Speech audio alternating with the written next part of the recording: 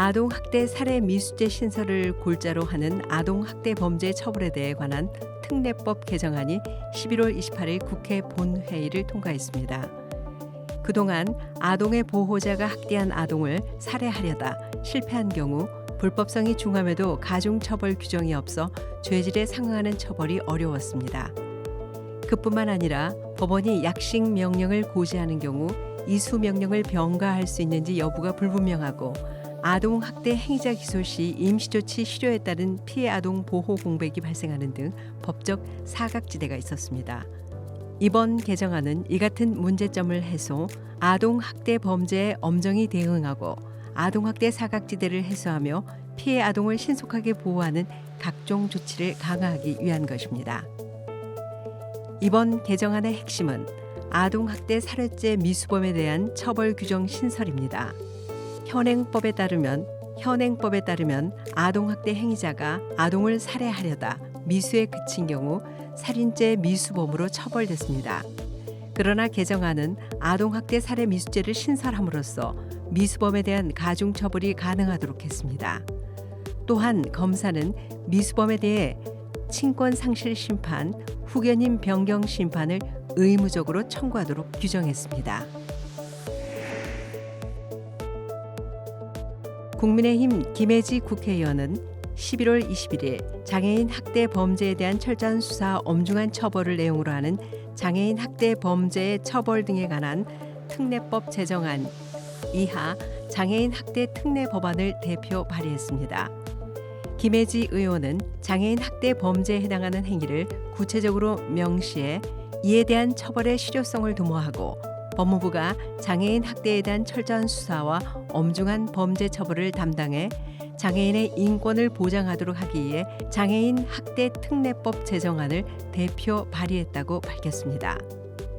제정 법률안은 우선 의사 표현이 어려운 학대 피해 장애인을 조력, 지원하는 인력인 보조인 제도를 구체적으로 규정하고 학대 피해 장애인이 변호사 및 진술 조력인 등 사법 절차에 있어 현실적인 지원을 받을 수 있도록 규정했습니다.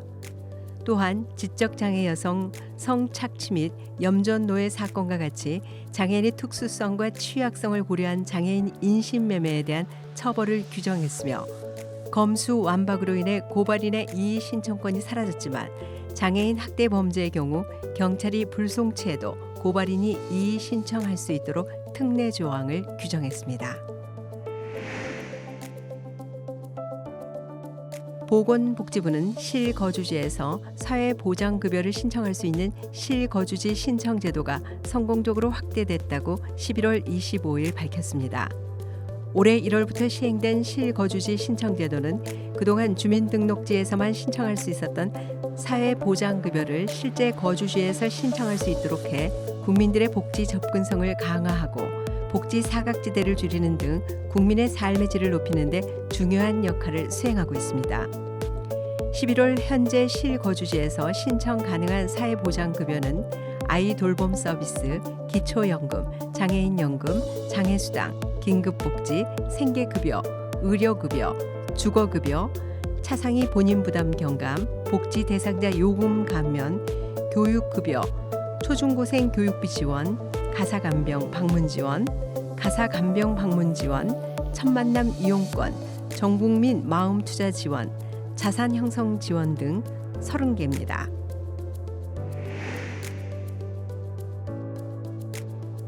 국회는 11월 28일 본회의를 열고 인천광역시에 고등법원을 설치하는 내용을 담은 각급 법원의 설치와 관할구역에 관한 법률 개정안 등 37개 법률안을 통과시켰습니다.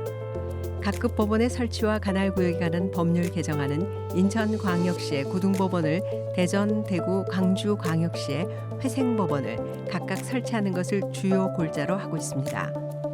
인천광역시는 우리나라 광역시 중 두 번째로 인구가 많음에도 고등법원이 없어 시민들이 소송 업무를 처리하기에 상당한 시간적, 경제적 부담을 감수해야 하는 실정이었습니다.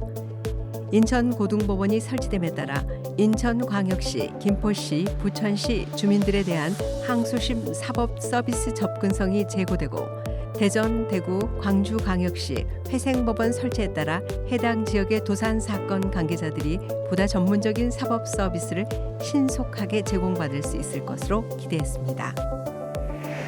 지금까지 장애인 생활신문 편집국에서 전해드렸습니다.